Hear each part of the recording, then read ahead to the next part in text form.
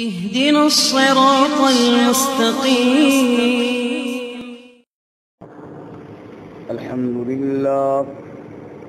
الحمد لله وكفى والصلاة والسلام على خاتم الرسل وسيد الأنبياء وعلى آله وأصحابه الأتقياء.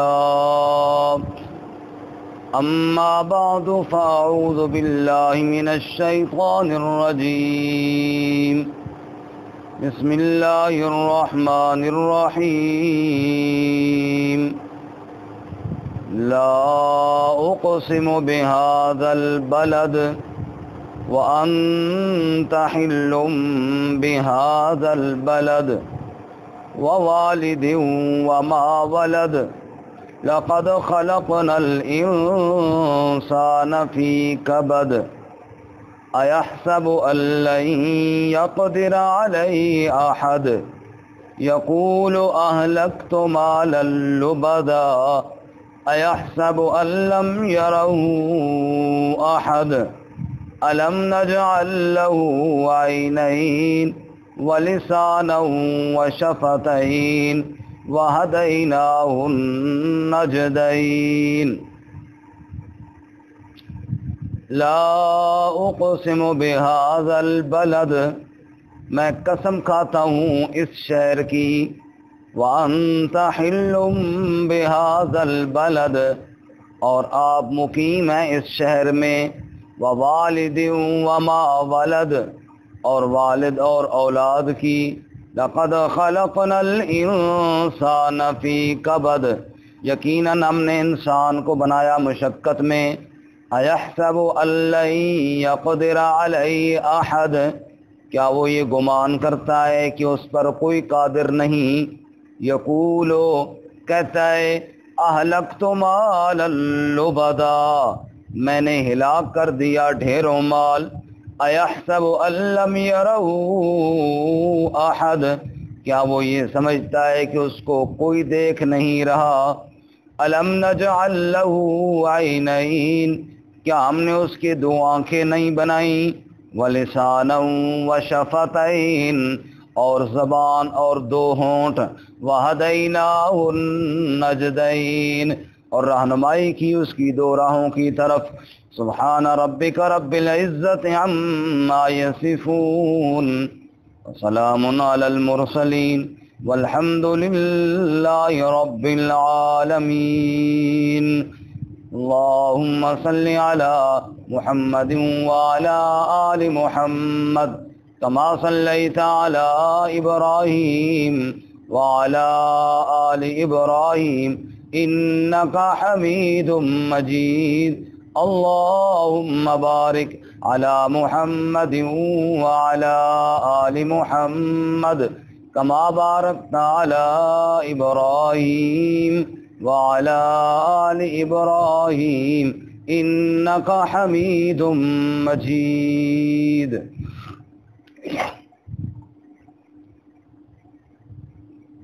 معزز سامعین، سورۃ البلد کی ابتدائی 10 آیات آپ کے سامنے تلاوت کی ہیں. اللہ رب العزت ان کے مطابق صحیح بیان کی توفیق عطا فرمائے اور قرآن و سنت پر ہمیں عمل کرنے کی توفیق عطا فرمائے. اس سے قبل سورۃ الفجر میں وہ قومیں جن پر دنیا میں عذاب آیا، اللہ تعالیٰ نے ان کا تذکرہ فرمایا. سورۃ البلد میں اللہ تعالیٰ انسان کو نیکی کی ترغیب دیتے ہیں، اور وہ انسان جو دنیا میں فضول خرچی کرتا ہے اور دنیا کی عیاشیوں میں لگا ہوا ہے، اس کو نیک کاموں میں مال خرچ کرنے کی ترغیب دیتے ہیں. چونکہ اس سے پہلے آپ سن چکے ہیں کہ ان آخری صورتوں میں قیامت کا موضوع بھی ہے اور ساتھ ساتھ دنیا سے بے رغبتی، تاکہ انسان کا رخ قیامت کی طرف اور آخرت کی طرف ہو جائے. سورت کا نام ہے سورۃ البلد. بلد کہتے ہیں شہر کو، اور مراد اس سے مکہ مکرمہ ہے. جو رحمتوں اور برکتوں والا شہر ہے۔ اللہ اس کی رونقیں بحال فرمائے اور اللہ تعالیٰ اس کی برکتوں میں اضافہ فرمائے۔ اللہ تعالیٰ نے مکہ مکرمہ کی قسم کھائی اور اولاد اور والد کی قسم کھائی اور بتایا کہ انسان دنیا کی زندگی ساری مشقتوں میں ہی ہے، اس لیے آخرت کی تیاری کرو۔ دنیا کے اندر کتنی راحتیں جمع کر لو، آخر فنا ہے، آخر تم نے چھوڑنا ہی ہے، لہذا ساری توانائیاں ان راحتوں کو حاصل کرنے کے لیے نہ لگاؤ، جو سچی راحت اور سکون کی جگہ ہے اس کی طرف توجہ کرو۔ فرماتے ہیں لا اقسم بہذا البلد، یہ پہلے کئی دفعہ بیان ہو چکا کہ اقسم سے پہلے جو لا ہوتا ہے یہ زائدہ تاکید کے لیے ہوتا ہے، یعنی اور کوئی بات نہیں، یہی بات ہے، قسم میں کھاتا ہوں بہذا البلد، اس شہر کی۔ اب مکہ مکرمہ کے اندر بڑی عظیم جگہ ہیں۔ اللہ تعالیٰ فرماتے ہیں ان اول بیت وضع للناس للذی ببکہ، اللہ کا وہ پہلا عظمتوں والا گھر وہ کہاں ہے؟ مکہ مکرمہ میں۔ فیہ آیات بینات مقام ابراہیم، اس میں بڑی واضح نشانیاں ہیں، مقام ابراہیم وہاں پر ہے، صفا اور مروہ وہاں پر ہے، ان الصفا والمروہ من شعائر اللہ، صفا ہو مروہ ہو یہ بھی اللہ تعالیٰ کے شعائر میں سے ہے، اللہ تعالیٰ کی نشانیوں میں سے ہے، بڑی نسبتیں ہیں مکہ کو۔ زمزم کا کنواں وہاں پر ہے جو برکتوں والا پانی ہے۔ یہ ساری برکتیں، یہ ساری نسبتیں، یہ ساری نشانیاں، یہ ساری عظمتیں مکہ مکرمہ میں موجود ہیں، لیکن یا اللہ تو کس نسبت سے قسم کھا رہا ہے؟ اللہ نے فرمایا وَأَنْتَ حِلٌّ بِهَذَا الْبَلَدِ، میں اس نسبت سے کھا رہا ہوں کہ مکہ میں میرا محبوب محمد مصطفیٰ صلی اللہ علیہ وسلم رہتا ہے۔ میں ساری نسبتیں، چاہے وہ بیت اللہ کی نسبت ہو، چاہے وہ زمزم کی نسبت ہو، چاہے وہ صفا اور مروہ کی نسبت ہو، چاہے مقام ابراہیم ہو، یہ بڑی بڑی نسبتیں مکہ کے اندر موجود ہیں، لیکن سب سے بڑی نسبت وہ محمد مصطفیٰ صلی اللہ علیہ وسلم والی نسبت ہے۔ جزاک اللہ۔ دیکھو نبی پاک کا نام سن کر ایمان تازہ ہوا نا قاضی صاحب کا، باقی کسی سے تازہ نہیں ہوا؟ ہو گیا؟ اچھا ٹھیک ہے جی، دیکھ کے تازہ ہو گیا تھوڑا، بس ٹھیک ہے۔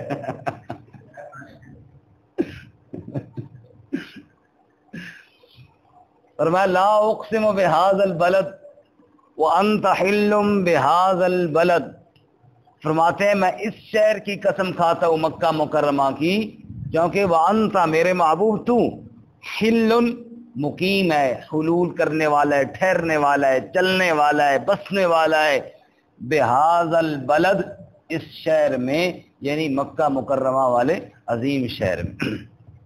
تو نسبت مصطفیٰ بہت بڑی چیز ہے، نسبت مصطفیٰ بڑی چیز ہے، بڑی چیز ہے، اور اللہ تعالیٰ نے وہ نسبت ہمیں بھی عطا فرمائی ہے کہ ہم نبی صلی اللہ علیہ وسلم کے امتی ہیں۔ آپ صلی اللہ علیہ وسلم کی نسبت کتنی اونچی چیز ہے۔ شاعر کہتے ہیں آں بشانش نگاہ موسیٰ کرد، شدن از امتش تمنا کرد، فرمایا ہمارے نبی اتنی عظمتوں اور شان اور رفتوں والے ہیں کہ جب آپ کی عظمتوں کو موسیٰ علیہ السلام نے دیکھا تو کہا یا اللہ مجھے اس نبی کا امتی ہی بنا دے۔ تو حل کا معنی مقیم، چونکہ آپ مکہ میں ٹھہرتے تھے۔ حل کا معنی حلال بھی ہے، جیسے حرم کی حدود کو کہتے ہیں حرم، اور باہر کی جگہ کو کہتے ہیں حل۔ جو حرم کی حدود ہے اس سے باہر کی حدود کیا کہتے ہیں حل، کیونکہ وہاں پر شکار حلال ہے اور حرم کے اندر ممنوع ہے، وہاں پہ منع ہے، وہاں پہ شکار وغیرہ منع ہے۔ تو حل کا معنی حلال کرنے والا بھی ہو گیا۔ دوسرا معنی، چونکہ حدود حرم میں لڑائی کرنا درست نہیں ہے، لڑائی انسان کو مارنا تو دور کی بات ہے، وہاں پر تو کبوتر کو مارنا، وہاں پر تو چڑیا کو مارنا یہ بھی جائز نہیں ہے، وہاں پر تو گھاس کاٹنا بھی درست نہیں ہے. تو فرمایا وَأَنْتَ حِلٌّ بِهَذَا الْبَلَدِ، لیکن جناب رسول اللہ صلی اللہ علیہ وسلم کو اسی حرم کے اندر ستایا گیا. آپ صلی اللہ علیہ وسلم کو اسی حرم کے اندر آپ کا خون بہایا گیا، جس حرم کے اندر کسی جانور کو پتھر مارنا جائز نہیں تھا، اس حرم کے اندر رحمت کائنات صلی اللہ علیہ وسلم پر پتھر برسائے گئے. جس حرم کے اندر ناحق گھاس کاٹنا جائز نہیں تھا، اس حرم کے اندر اللہ کے نبی صلی اللہ علیہ وسلم کے گلے میں کپڑا ڈال کر کھینچا گیا اور آپ کو ستایا گیا. اللہ فرماتے ہیں میرے محمد صلی اللہ علیہ وسلم، میرے جس حرم میں تجھے ستایا گیا، میں اللہ تعالیٰ اس کی نسبت آپ کی وجہ سے اونچی کر رہا ہوں، ورنہ تو ان پہ پتھر برس جانے چاہیے تھے، ورنہ تو ان پر عذاب آ جانا چاہیے تھا. جیسا کہ اللہ تعالیٰ نے سورہ انفال میں فرمایا کہ یہی کافر اللہ سے عذاب مانگتے بھی ہیں، اللہ کے نبی کو ستاتے بھی ہیں، نبی پاک کو تڑپاتے بھی ہیں، آپ پر ظلم بھی کرتے ہیں، ادھر اللہ سے عذاب بھی مانگتے ہیں. حالانکہ نبی مانگے تو ان پہ عذاب آنا چاہیے، پھر مانگتے بھی ہیں اللہ اگر یہ محمد صلی اللہ علیہ وسلم تیرا سچا نبی ہے، ہم پر پتھر برسا. اللہ جواب میں فرماتے ہیں ما کان اللہ لیعذبہم وانت فیہم، میرے محبوب پتھر اس لیے نہیں برساتا تو جو رہتا ہے مکہ میں، تیری وجہ سے میں عذاب نہیں دیتا میرے محبوب. وانت حل بہذا البلد، تیرے قدم جو لگتے ہیں اس شہر کے اندر، تیری وجہ سے میں ان بدبختوں پر عذاب نہیں بھیج رہا. نیچے میرا نبی ہو، رحمت کائنات اوپر پتھر برس رہے ہوں، یہ میری رحمت گوارا نہیں کرتی.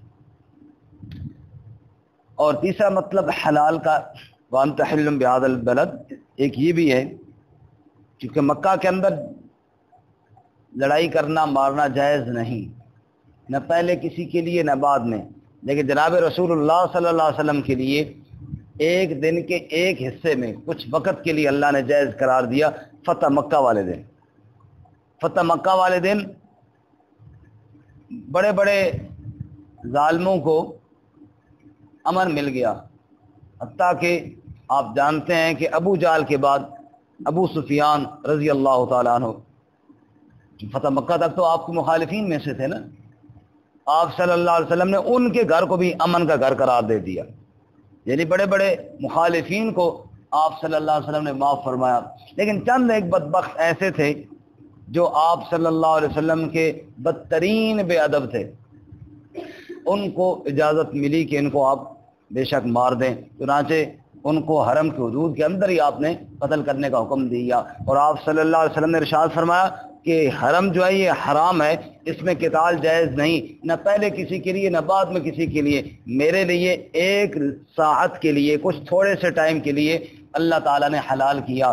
وَأَنْتَ حِلٌّ بِهَذَا الْبَلَدِ، اور گویا کہ اس آیت میں وہ خوشخبری تھی وقت سے پہلے کہ آپ حلال کرنے والے ہیں اس شہر میں. اس شہر میں اللہ آپ کو وہ مقام عطا فرمانے والا ہے جو اس سے پہلے کسی کو عطا نہیں ہوا ہے. یہ بھی آپ صلی اللہ علیہ وسلم کا ایک مقام اور آپ کی ایک عظمت تھی. وَوَالِدٍ وَمَا وَلَدٍ، والد اور اولاد کی قسم. والد سے مراد آدم علیہ السلام، اولاد سے مراد ساری کائنات، یا والد سے مراد ہر گھر کے اندر ہر جو آدمی والد ہے اس کی اولاد. تو آپ صلی اللہ علیہ وسلم کا اب ان دونوں قسموں کا خلاصہ ذرا، آپ صلی اللہ علیہ وسلم کا نبی بننا اور پھر یہ تکالیف برداشت کرنا اور پھر یہ امت کے غم میں رونا اور یہ دکھ درد برداشت کر کر اللہ کا پیغام امت تک پہنچانا، یہ مشقت والا کام ہے نا، آسان کام تو نہیں ہے. اسی لیے نبی پاک صلی اللہ علیہ وسلم کے دین کو آگے چلانا یہ بھی مشقت والا کام ہے. اسی طرح دوسری مثال والد اور اولاد کی. اولاد پیدا ہوتی ہے، پھر ان کی پرورش کرنا، پھر ان کی تربیت کرنا، ان کی خوراک کا اہتمام کرنا، یہ بھی کوئی آسان کام نہیں ہے، یہ بھی مشقت والا کام ہے. یہ دونوں مثالیں دے کے آگے اللہ کیا فرماتے ہیں؟ لَقَدْ خَلَقْنَا الْإِنسَانَ فِي كَبَدٍ، انسان کو تو ہم نے پیدا ہی مشقت میں کیا ہے. یہ مشقت دنیا کی زندگی ہے ہی مشقت والی. صرف اولاد کی پرورش کرنا، ان کو پالنا، یہ بھی کوئی آسان کام نہیں، اور پھر اللہ کے دین کا داعی بن جانا یہ اور زیادہ مشکل کام ہے. تو یہ دونوں مثالیں دے کر اللہ بتاتے ہیں دنیا کی زندگی ساری کیا ہے؟ مشقتوں سے بھری ہوئی ہے. دنیا کے اندر تم راحتیں تلاش کرنے لگ جاؤ اور کہو کہ جناب میں بالکل، مجھے کوئی غم نہ آئے، مجھے کوئی دکھ نہ آئے، مجھے کوئی پریشانی نہ آئے، یہ نہیں ہو سکتا. دنیا کی زندگی مشقتوں سے گھری ہوئی ہے. سکون تو آخرت میں ملے گا نہیں۔ اگر اللہ تعالیٰ انسان پر شکوہ کرتے ہیں فضول خرچ اور متکبر انسان پر، کیا فرماتے ہیں؟ اَيَحْسَبُ أَن لَّن يَقْدِرَ عَلَيْهِ أَحَدٌ، کیا انسان یہ گمان کرتا ہے، یہ سمجھتا ہے أَن لَّن يَقْدِرَ عَلَيْهِ أَحَدٌ کہ ہرگز اس پر کوئی قادر نہیں، وہ یہ سمجھتا ہے اس کی پکڑ کرنے والا کوئی نہیں ہے، وہ آزاد ہے، جو مرضی کرتا رہے۔ یقولو، کہتا ہے انسان، اہلکت مالا لبدا، میں نے ہلاک کر دیا ڈھیروں مال۔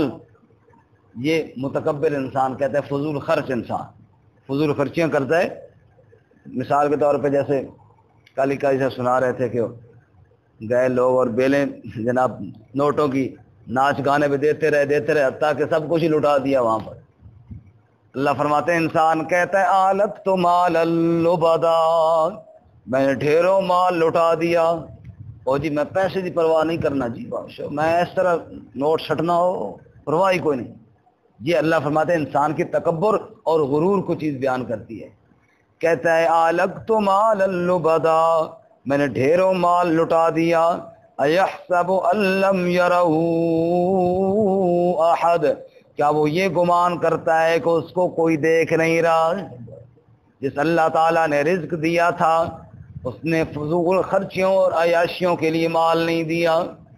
یہ مال تیرے پاس امانت کے طور پہ آیا ہے، اس مال کو فضول خرچیوں میں مت اڑا، اس مال کے ذریعے رب کی رضا حاصل کر۔ رحمت کائنات صلی اللہ علیہ وسلم نے ارشاد فرمایا اتقوا النار ولو بشق تمرہ، فرمایا جہنم کی آگ سے بچ، اگرچہ کھجور کا ایک ٹکڑا ہی تیرے پاس ہو اسی کو صدقہ دے کے اللہ کی جہنم سے بچ جا۔ اس مال کے ذریعے جہنم سے بچنے کی کوشش کی جائے، نہ کہ اس مال کو فضول عیاشیوں میں لگایا جائے۔ قارون کے پاس بھی مال تھا نا، اللہ تعالیٰ قارون کا قصہ 20ویں پارے سورۃ القصص میں بیان کرتے ہیں۔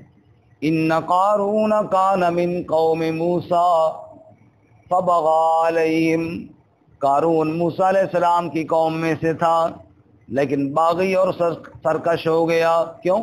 مال زیادہ تھا۔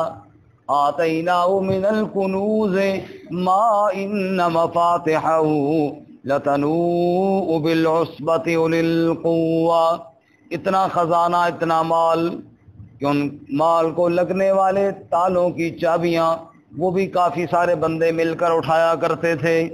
اللہ فرماتے ہیں اتنے خزانوں کا مالک قارون، جب موسیٰ علیہ السلام نے اس سے کہا احسن کما احسن اللہ الیک، جس اللہ نے یہ مال دیا ہے اس مال کے ذریعے تو اللہ کی مخلوق پر رحم کر، وابتغ فیما آتاک اللہ الدار الآخرہ، اس مال کے ذریعے آخرت کا گھر تیار کر، جنت حاصل کر اس مال کے ذریعے، ولا تنس نصیبک من الدنیا، اور دنیا میں اپنا حصہ مت بھول۔ دنیا کا حصہ تو بقدر مقدر تھوڑا بہت ہی ملنا ہے، ساری دنیا کوئی حاصل نہیں کر سکتا، اس لیے دنیا کی زندگی چند روزہ زندگی ہے، بھول جا اس کی عیاشیوں کو، اس مال کے ذریعے آخرت کا گھر بنا لے۔ جواب میں کہنے لگا انما اوتیتہ علی علم عندی، یہ مال میں نے آخرت بنانے کے لیے نہیں کمایا، میں نے اپنے فن کے ذریعے کمایا ہے اور دنیا میں خوب عیاشیاں کروں گا۔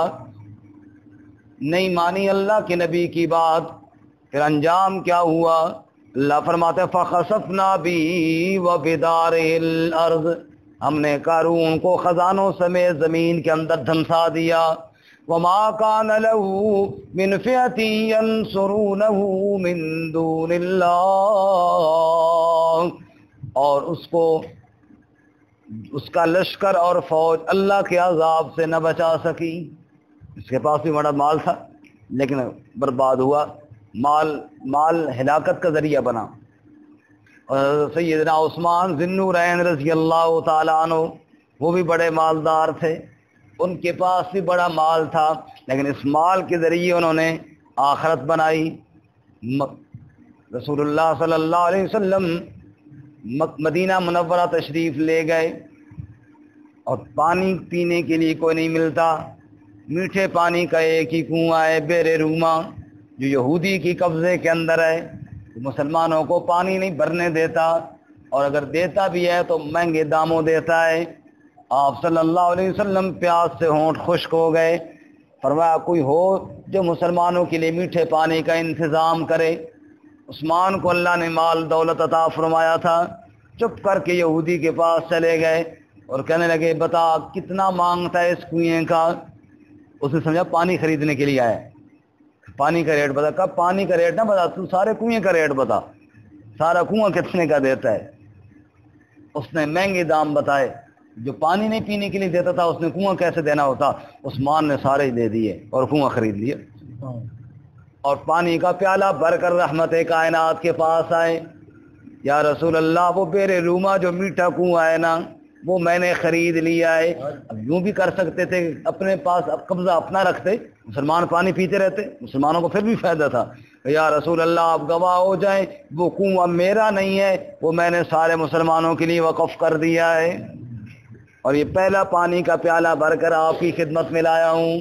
آپ صلی اللہ علیہ وسلم نے فرمایا ما ذرہ عثمان ما عمل بعد اليوم. عثمان آج کے بعد تجھ سے غلطی بھی ہو جائے اللہ تجھے کوئی نہیں پکڑے گا, اللہ معاف فرمائے گا, رب راضی ہو گیا تجھ سے. رحمت کائنات عید کی نماز کے لیے جا رہے ہیں, گھر کے اندر کھانے کے لیے کوئی چیز نہیں ہے. آپ غم زدہ ہو کر گئے, عید کا دن ہے, فقیر آئیں گے اللہ کے نبی کے گھر, کھلانے کے لیے کچھ نہیں ہوگا. آپ عید پڑھ کے واپس آئے تو دیکھا فقراء کی قطار لگی ہوئی ہے, اللہ کے نبی کے گھر سے کھانا لے کے جا رہے ہیں. آپ بڑے حیران ہوئے, ابھی کچھ دیر پہلے تو کچھ چیز نہیں تھی, ایک کھجور کا دانہ بھی نہیں تھا, اور ابھی اتنا راشن بٹ رہا ہے. پوچھا کہاں سے آ گیا؟ کہا جی گلے کے لدے ہوئے 10 اونٹ عثمان نے آپ کے گھر ہدیہ بھیجا ہے, عید کا دن ہے اللہ کے نبی کے گھر بھیج دو. آپ نے فرمایا اللہم انی رضیت عثمان فرض انو, اے اللہ میں عثمان سے راضی ہوں, تو بھی عثمان سے راضی ہو جا. مال ان کے پاس بھی تھا لیکن مال کے ذریعے آخرت تلاش کی ہے. بے شمار ان کی مثالیں ہیں. ایک اور سن لیں. آپ کا تجارتی قافلہ آ گیا مدینہ میں, غلے سے لدے ہوئے اونٹ آ گئے مدینہ میں. مدینہ کے آڑتی, مدینہ کے کاروباری, بڑے تاجر دکاندار وہ عثمان کے پاس گئے. عموماً ایسے ہی ہوتا ہے, اب باہر سے یہاں بھی سامان کا ٹرک آتا ہے, ہم تو ٹرک نہیں خریدتے نا, ٹرک تو بڑے دکان والے خریدتے ہیں, ہم آگے ان سے سودا خریدتے ہیں. وہ مدینہ کے آڑتی آ گئے عثمان کے پاس. بتاؤ کیا لیتے ہو عثمان, کتنے نفع میں بیچو گے؟ حضرت عثمان نے فرمایا تم کتنا نفع دے سکتے ہو؟ کہا ہم 1 روپے کی چیز 2 روپے میں خریدیں گے, جتنا تیرا ہے ڈبل نفع. عثمان نے کہا مجھے تو اس سے بھی زیادہ ملتا ہے. کہا جی ہم 1 کی چیز 2 میں نہیں 3 میں خریدیں گے, پھر 4 میں خریدیں, حتیٰ کہ 5-6 تک وہ چلے گئے. جو 1 روپیہ تیرا لگا ہے وہاں پہ ہم 5 روپے دینے کے لیے تیار ہیں. عثمان کہتے ہیں مجھے اس سے بھی زیادہ ملتا ہے.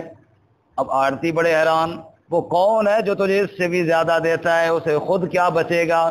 عثمان نے فرمایا وہ میرا اللہ ہے جو اعلان کرتا ہے من جاء بالحسنۃ فلہ 10 امثالها, جو اعلان کرتا ہے جو 1 دے گا اس کو 10 گنا کم از کم دوں گا, پھر 700 گنا کا وعدہ بھی کرتا ہے, اور پھر آگے اسی پر بس نہیں کرتا, کہتا ہے واللہ یضاعف لمن یشاء, تم اجر کرو, نیکی کا کام کرو, اجر میں اللہ کے ذمہ ہے, 700 سے بھی آگے اپنی شان کے مطابق اضافہ کر کے عطا کروں گا. تم 5 پہ روک کے ہو, وہ 700 پہ بھی روکا نہیں ہے, وہ کہتا ہے اس سے بھی زیادہ دوں گا, تو پھر میں کیوں نہ اس کے نام پر دے دوں. اس لیے سنو اے مدینہ کے آڑتیوں اور تاجروں, واپس چلے جاؤ, عثمان نے جتنا غلہ منگایا ہے یہ مدینہ کے فقیروں میں مفت تقسیم ہوگا.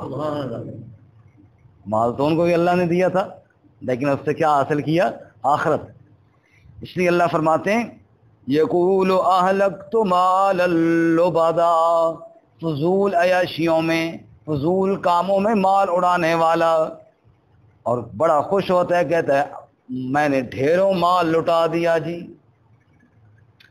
ولیمہ کرنا سنت ہے, آپ صلی اللہ علیہ وسلم فرمایا اولم ولو بشات, لیکن ولیمے میں حد سے زیادہ فضول خرچیاں، یہ جو ہے یہ فضول خرچی ہے. ان المبذرین کانوا اخوان الشیاطین، فرماتے ہیں فضول خرچی کرنے والے شیاطین کے بھائی ہیں. قرآن میں کانوا اخوان الشیاطین، اس لیے فرماتے ہیں کہ انسان کہتا ہے اہلکت مالا لبدا، میں نے ڈھیروں مال لٹا دیا جی. اور جی شادی ہوئی، اتنے جناب ناچ گانے والوں پہ لٹا دیے اور خوب مجرا کرایا، اور اتنے جناب فلاں عیاشی پہ لگا دیے، اور اتنے کا میں نے ہال بک کرایا، اور پھر اتنے کا جناب ہم نے وہ فلاں ڈشیں تیار کی، پتہ نہیں کیا سے کیا تیار کر دیا. اہلکت مالا لبدا، بڑا جناب ڈھیروں خرچہ کر دیا ہم نے جی. اور اتنے لاکھوں کروڑوں کے خرچے کے بعد پتہ رولا کہاں ہوتا ہے؟ مولوی کی نکاح خان کی فیس پہ. سمجھ آئی؟ وہ جی 5,000 کا ہی نا، سمجھ آئی؟ آخر میں رولا وہاں پہ آتا ہے مولوی کی فیس پہ آ کے پھر رولا ہو جاتا ہے. باقی سارے لاکھوں روپے کا کوئی مسئلہ نہیں ہے، کوئی ٹینشن نہیں ہے، یہاں آگے پھر رفڑ باندھ جاتا. ابھی کل کا واقعہ آپ نے سنا دیکھا ہوگا، بڑا افسوس کا. تحصیل پھالیہ ضلع منڈی باؤدین میں بیچارہ قاری صاحب مسجد کے ساتھ رہتا ہے، چھوٹا سا کچا مکان لیا ہوا ہے، چھت گری، بیچارے کے 4 بچے اور 1 بیوی نیچے دب کے فوت ہو گئے. تو باہر کا عرض کرنے کا مطلب یہ ہے کہ اتنا مال لٹانا اور فضول کاموں میں لٹانا، فضول کاموں میں لٹانا، اور پھر جناب کہنا کہ جناب کوئی دیکھنے والا نہیں ہے. اللہ فرماتا ہے یحسب ان لم یرہ احد، کیا سمجھا کہ کوئی دیکھ نہیں رہا جی؟ دیکھ نہیں رہا، جس نے دیا ہے وہ دیکھ نہیں رہا. الم نجعل لہ عینین، کیا ہم نے تجھے آنکھیں نہیں عطا کی؟ کس نے عطا کی آنکھیں؟ بولو اللہ. جب آنکھیں اللہ نے عطا کی تو مال پیسہ اللہ نے عطا کیا. ولسانا وشفتین، اور زبان کس نے عطا کی؟ اللہ. اللہ فرماتے ہیں ذرا اندھوں کو دیکھنا تاکہ تجھے پتہ چلے کتنی قیمتی میں نے تجھے آنکھیں عطا کر دی ہیں. ذرا جن کی نظر نہیں ہے ان سے جا کر پوچھ نظر کی قیمت. ولسانن، جس کی زبان نہیں ہے، بول نہیں سکتا، اس سے پوچھنا زبان کی قدر و قیمت کیا ہے. وشفتین، اگر ایک ہونٹ بھی تیرا نہ ہوتا تو بولتا کیسا، تو کھاتا کیسا، تو پیتا کیسا. اللہ کریم فرماتے ہیں 2 ہونٹ میں نے تجھے عطا کیے. فرمایا وَهَدَيْنَاهُ النَّجْدَيْنِ، اور پھر 2 راہوں کی طرف تیری رہنمائی کر دی. فرماتے ہیں پیدا ہوا تو بچہ رو رہا تھا، اللہ تعالیٰ نے 2 راہیں دودھ پینے کے اس کو بتا دیے، اور پھر 2 راہیں نیکی اور برائی کا راستہ سمجھا دیا. یہ ساری باتیں سمجھانے والا تیرا اللہ ہے. جب یہ ساری باتیں سمجھانے والا اللہ ہے تو اللہ کی ناراضگی میں مال نہ لوٹایا کر، اللہ کی رضا میں مال دیا کر. اللہ ہم سب کو عمل کرنے کی توفیق عطا فرمائے. ترجمہ دوبارہ سن. لا اقسم بہذا البلد، میں قسم کھاتا ہوں اس شہر کی. وانت حل بہذا البلد، اور آپ جو چلنے والے ہیں، آپ جو ٹھہرنے والے ہیں اس شہر میں. ووالد وما ولد، اور والد اور اولاد کی. لقد خلقنا الانسان فی کبد، یقیناً ہم نے انسان کو مشقت میں بنایا. ایحسب ان لن یقدر علیہ احد، کیا وہ یہ سمجھتا ہے کہ اس پر کوئی قادر نہیں. یقول اہلکت مالا لبدا، کہتا ہے میں نے ڈھیروں مال لٹا دیا. ایحسب ان لم یرہ احد، کیا وہ یہ سمجھتا ہے کہ اس کو کوئی دیکھتا نہیں ہے. الم نجعل لہ عینین، کیا ہم نے اس کے لیے 2 آنکھیں نہیں بنائیں. ولسانا وشفتین، اور زبان اور 2 ہونٹ نہیں بنائے. وہدیناہ النجدین، اور رہنمائی کی اس کی 2 راہوں کی طرف.